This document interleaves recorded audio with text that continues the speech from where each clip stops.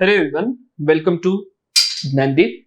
In this UPSC Simplified series, we are going to discuss one more question from UPSC Mains Geography section. So here is question on your screen. In what way micro watershed development projects help in water conservation in drought-prone and semi-arid regions? Right. So very simple question I can say, provided you know what micro watershed development projects are, or even what micro watershed development is and what is its advantage, or why we implement these micro watershed development projects. Now, when it comes to the locus of this question, it is water conservation in drought prone areas, that is the locus. And when it comes to focus is on the method. So micro watershed method is the focus. So we have to discuss whatever we are going to have in terms of water conservation from the method of micro watershed development. Now, when it comes to introduction can be two ways. One can be to define what a watershed is, or watershed, let us say micro watershed can be one way to define. Watershed development programs kya hote hain, that can also be defined, right? So these are various ways you can go for a definition based approach, but better approach can be to go for a fact based approach. And in fact based approach, I will mention what are the drought prone areas in India or semi arid regions in India. This is a better way to go forward, because once you present a fact, there is a context regarding the seriousness of this particular issue, because development of micro watersheds in India is very important in drought and semi-arid region. So I'll go with this particular fact-based introduction. Then I will move on to body, and in body part, I have again split it into two parts. One is part 1 and another is part 2. In part 1, I am going to address what a micro watershed is. Has it been asked? No, this has not been asked, but still I am going to mention what this micro watershed or micro watershed development means. I'll spend some 20 to 30 words because this will set my context for the later part of the answer. Now just understand one fundamental thing, why we develop micro watershed. Typically in drought prone and semi-arid regions, this particular approach is more applicable or more important for drought prone and semi-arid regions. If there is sufficient availability of water, then it is often chosen to go for a larger size of watershed area or watershed development area.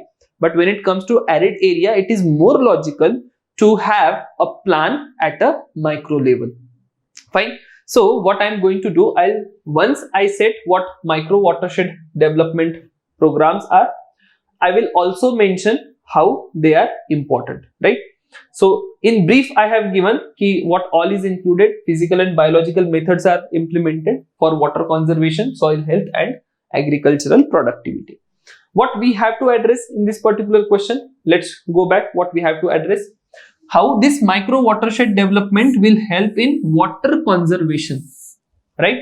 Now when it comes to water conservation, from micro watershed development, we have resource planning at the local level. Why this is important? Why we are having resource planning at the local level? See, whatever irrigation projects we implement or whatever watershed development programs at a larger scale we implement, it requires a lot of availability of funds. Now when it comes to drought prone areas and semi-arid areas, there are already enough projects or enough priorities which needs to be dealt with, because human development is certainly not going to be that well. So a lot of funds are required for other part of the development, and also a lot of fund will be required for developing a major watershed area. Now even if we have fund, it does not make much of a logic, because there is no enough water which is available in this particular drought prone area or semi-arid area. Now what happens is, when we have a larger watershed area development or larger irrigation projects which are developed under this large watershed area, the water use efficiency is not that good, right? There are a lot of water losses also the availability of water may not be equally good for the last end customer or last user, and this will somewhere then will not solve our problem, and that is why we are going for a micro watershed development program, right? So when we develop a micro watershed development program, it gives a better resource planning at local level. Now, as we have biological components or some physical components, as a result of this micro watershed development, there will be lesser runoff at the local level, and this will also ensure that there is a lot of infiltration in the groundwater recharge, right? So you also have now surface water which is being stored at local level. For example, just consider initiatives such as Jal Yukt Shivar, which is being implemented in drought prone areas of Maharashtra, or also there are some initiatives such as making tanks at farm level. So that is also one of the component at of the microshed water development. Now this ensures that there is a availability at micro level or micro or hyper local level, and this will be possible. Why? Because we have reduced runoff and we also have introduced infiltration of water. So groundwater is available as well as surface water is also available. Now, as water is available at local level, the management of water is also better. So whenever farmers or surrounding communities they require water, the management of water is done at community level very thoughtfully, very sustainably, and that is why this micro watershed development helps better in the drought prone area and semi-arid area. Now capacity building is better, community level involvement is there, and this comes out to be a holistic approach. So we are building institutional capacity, we are also building community capacity. Overall, there is a better way when it comes to dealing with the drought prone areas. If there is a capacity building properly which is done, that gives a better result as compared to large projects which are implemented. Now finally, there are not enough topics which you can argue or which you can present in this particular context. What I am going to do, I will make my answer more profound providing a case study. There is a wonderful case study, that of Raigan Siddhi. If you do not know this particular village or the practices which are taken at this particular village, do learn about this particular case study.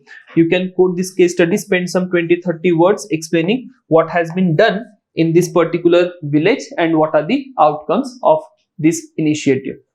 Now, once you have mentioned example or case study, that very well illustrates why micro watershed development projects are important.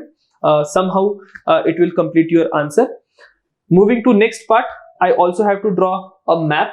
On map, I will show what are the drought prone areas of India or semi-arid regions of India. That will again be helpful in explaining a lot of things in your answer.